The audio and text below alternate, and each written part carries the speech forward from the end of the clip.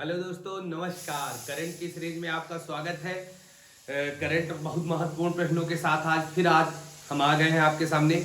और विशेष प्रश्नों की श्रृंखला होती है। कम समय में ज्यादा अच्छे क्वेश्चन करते हैं हम लोग। समय केवल आपका 7 से 8 मिनट 10 मिनट का लेते हैं और उसमें इतने महत्वपूर्ण प्रश्नों को कराते हैं जो डायरेक्ट एग्जाम में आपको मिलेंगे। ठीक है ना। तो समय भी नहीं बर्बाद करना है और महत्वपूर्ण प्रश्नों को भी करना है। तो सभी लोग जुड़ जाइए हमारे साथ वीडियो पर। भैया आपकी जैसी भी राय हो कमेंट किया करिए, लाइक किया करिए, है ना, और शेयर करें, है ना। तो जुड़ते रहिए सब लोग हमसे। पहला क्वेश्चन आपके सामने आ रहा है, कह रहा है लता दीनानाथ मंगेशकर पुरस्कार। देखो 100% एग्जाम में छप जाएगा भैया। लता दीनानाथ मंगेशकर, इस समय लता मंगेशकर खूब चर्चा में क्योंकि इनका हाल ही में निधन हो गया। इनका संबंध क्या था? संगीत के क्षेत्र थे। और पूछा जाएगा लता मंगेशकर का जन्म कहाँ हुआ था? इंदौर में हुआ था, है ना, एमपी में है। बात किया जाए लता दीनानाथ मंगेशकर पुरस्कार, ये किसे दिया गया? नरेंद्र मोदी जी को। भारत के प्रधानमंत्री नरेंद्र मोदी जी को दिया गया है और ये पहली बार दिया गया है। पूछा जाएगा लता दीनानाथ मंगेशकर पुरस्कार कितनी बार दिया गया है? तो पहली बार ही दिया गया। किसे दिया गया है? मोदी जी को। किसे दिया गया है? मोदी जी को। बात किया जाए भैया लता जी को भारत रत्न कब मिला था? 2001 में मिला था। उत्तराखंड पीसीएस में यही क्वेश्चन आया था। तो लता जी को भारत रत्न कब मिला था? 2001 में। क्योंकि भारत रत्न क्या है बच्चा? भारत का सर्वोच्च सम्मान है। भारत रत्न क्या है? सर्वोच्च है। उसके बाद कौन आते हैं? पद्म पुरस्कार आते हैं। कौन आते हैं? पद्म पुरस्कार आते हैं। इधर आते हैं लता मंगेशकर। ये संगीत एकेडमी कहां खोली गई भैया? इंदौर। कल हमने आपको बताया था लता मंगेशकर संगीत एकेडमी कहां खोली गई? इंदौर। इंदौर कहां है? एमपी। कहां है? एमपी। और एमपी की सबसे ऊंची चोटी लिख लेना बच्चा, क्या है? धूपगढ़। क्या है?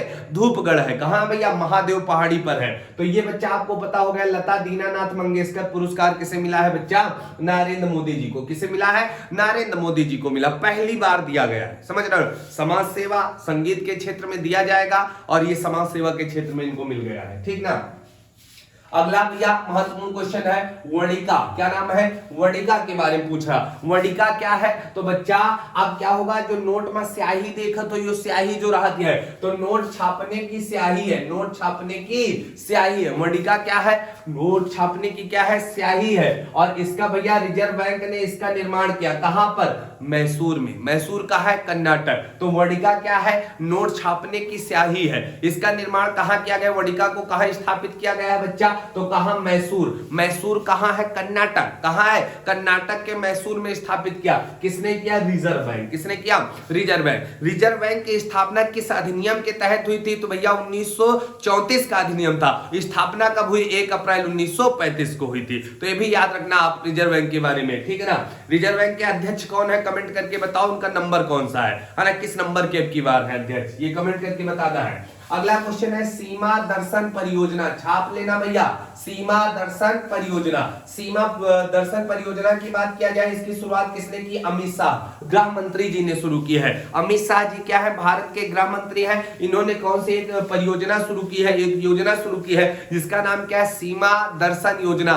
मतलब सबको ट्रक में भरी भरी कहां जाए? सीमा के दर्शन करे। जो बॉर्डर है पाकिस्तान भारत का बॉर्डर, चीन और भारत का बॉर्डर, जो बॉर्डर वाले क्षेत्र है इनमें लोग जाएंगे क्या करने बच्चा? सीमा घूमने फिरने जाएंगे। जिससे क्या होगा? पर्यटन को बढ़ावा देना। इसका मुख्य उद्देश्य क्या है? सीमा पर पर्यटन को बढ़ावा देना। बॉर्डर लाइन पर जाएंगे लोग, घूमेंगे फिरेंगे तो बगल वाला देश डरा जाएगा, इतने लोग आ गए हैं क्या?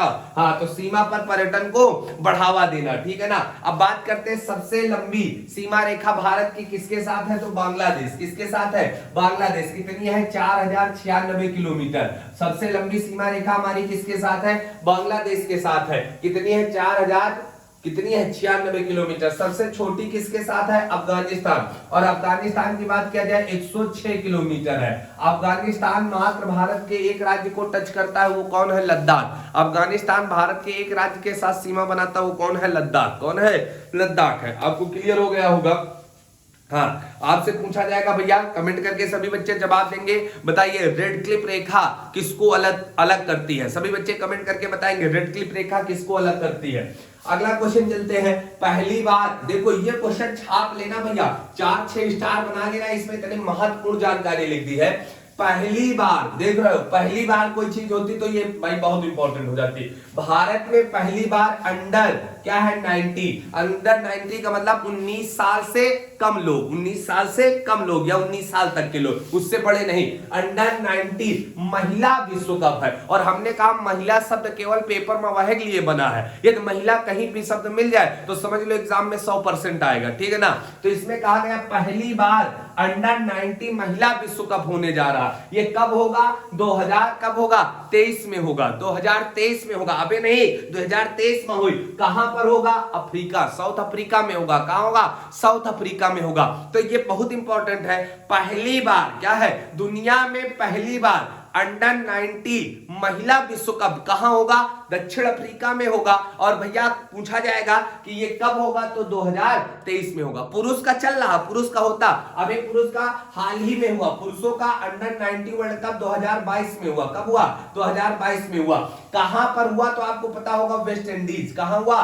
West Indies. कितने टीमों ने भाग लिया था? पुरुष वाले की बात बता रहा हूं, अभी महिला का तो होगा, तो कोई मतलब ही नहीं क्या होता क्या नहीं होता।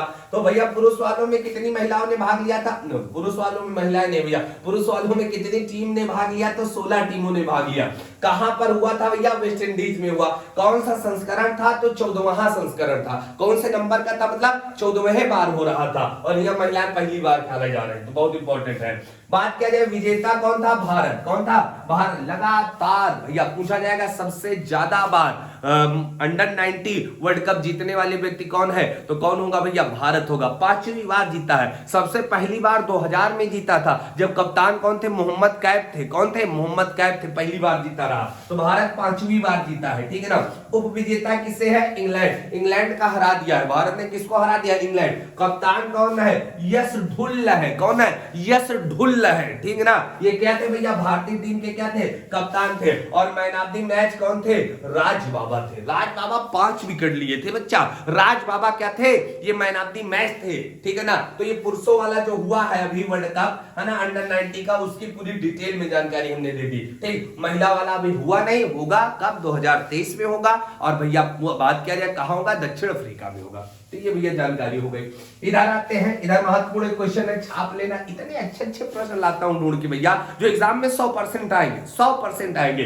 कह रहा आपने एमडीएच का नाम सुना, उसी तरह से इसका नाम याद रखना। क्या है? HD1। क्या है? HD1 है। क्या है? HD1 पूछा जाए एग्जाम में कि HD1 क्या है, तुम कह दो MDH मसाले के भाई है, ठीक है ना, तो वो गलत हो जाएगा। ये क्या है? एक आकाश गंगा। एक क्या है?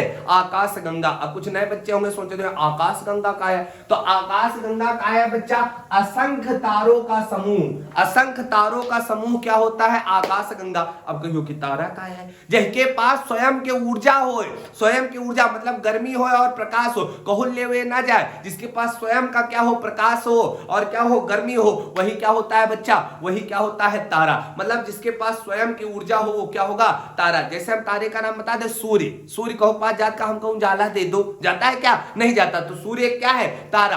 तो आकाश गंगा का है सूर्य जैसे करोड़ों लोग जिनमें डब्बे के अंदर बंद हो, जैसे हमने कहा ये एक डब्बा है और इसके अंदर सूर्य जैसे करोड़ों महाहो सूर्य, मतलब एक सूर्य, दुई सूर्य, तीन सूर्य, महाहो सूर्य है। कौन है? महाहो सूर्य। तो इस वाले क्षेत्र को क्या बोलेंगे? आकाश गंगा। तो समझ गए ना, आकाश गंगा का है महाहो सूर्य से जो को मिलके बनी वो का है? आकाश गंगा। तो हम कह सकते हैं आकाश गंगा क्या है? असंख्य तारों का समूह। असंख्य तारों का समूह क्या होता है? आकाश गंगा होता है। तो हमने कहा एक नई आकाश गंगा खोजी गई। कहां खोजी गई? जापान। जापान वाले इतने बैल हैं, खोज डाली नई आकाश गंगा, सूर्य जैसे माहौल लोग ढूंढ लें, ठीक है ना। तो हमने कहा नाम क्या है?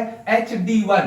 HD1 क्या है बच्चा? नई आकाश गंगा है। और कहा जा रहा है जितनी आकाश गंगा है सबसे दूरी पर यही है, HD1 है। किसने खोजा है? जापान ने खोजा है। जापान का पुराना नाम क्या है? निप्पन है। सूर्योदय का देश किसे कहा जाता है? जापान को। किसे कहा जाता है? जापान। जापान प्रशांत महासागर में है। कहां पर है? प्रशांत महासागर में है। दुनिया में पहली बार परमाणु हमला किस पर हुआ? जापान पर हुआ। 6 अगस्त 1945 को हुआ था। और बात क्या किसने किया था? तो अमेरिका ने। किसने किया था? अमेरिका। आगे चलते हैं, आकाश गंगा क्या है? तो असंख्य तारों के समूह को क्या कहते हैं? आकाश गंगा कहते हैं। मंदाकिनी, अब नाम सुने हो, कहो मंदाकिनी। तो हमारी सबकी आकाश गंगा अलग अलग है, हमारी आकाश गंगा का नाम क्या है पता है? मंदाकिनी।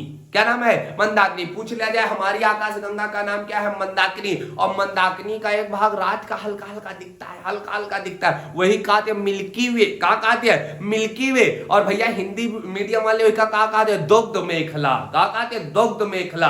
तो दुग्ध मेखला मिल्की वे किसके भाग है? मंदाकिनी के ही भाग है। और इसका आकार कैसे है भैया? हमारी आकाशगंगा जो मंदाकिनी है इसका आकार कैसा है? सर्पिलाकार है। कैसा है? सर्पिला। सर्पिलाकार जान कैसे होता है? जैसे रजिस्टर देखो यो, इस तरह से देखो, हम दिखाते हैं ये वाला, ये नहीं देखते हो, ये वाला, ये क्या होता है? सर्पिलाकार है। देखा कहीं बाउंडिंग वाला कौन रजिस्टर का कहा बोला था? हम तो जानते हो नहीं भैया, ये सर्पिलाकार है। ये क्या है? सर्पिलाकार। तो हमारी आकाशगंगा जिसका नाम क्या है? मंदाकिनी, इसका आकार कैसे है? सर्पिलाकार है। कैसे है? सर्पिलाकार। तो बच्चा छाप लेना, 100% एग्जाम में आएगा। और कमेंट करके बता दो समझ में आया कि नहीं आया आकाशगंगा का है, ठीक है ना? हम मुंह नहीं हारो, उभरो ना, बताओ कमेंट करके आया कि नहीं आया, ठीक है ना? कमेंट करके बताना।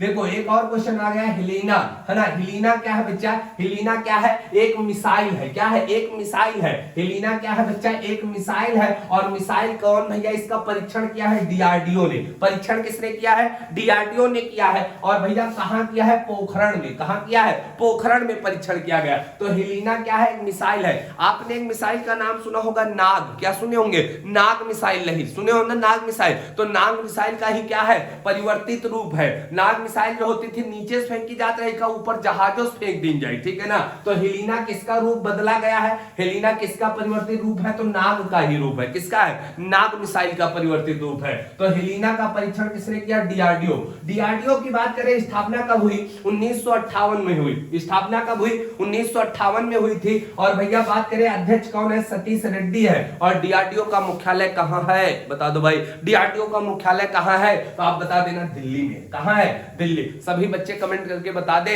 इसरो का मुख्यालय कहां है और इसरो के नए अध्यक्ष का नाम क्या है, कमेंट करके बताएंगे। और इस तरह से महत्वपूर्ण प्रश्नों की श्रृंखला का समापन करते हैं। बहुत जल्द नए वीडियो में नए जोश के साथ, नई उमंग के साथ मिलेंगे। सभी लोग चैनल को ज्यादा से ज्यादा शेयर करें और समय से जुड़ते रहें, ठीक है ना? समय से डेली जुड़ते रहें। यहीं पर समापन करते हैं। जुड़ने के लिए बहुत बहुत धन्यवाद।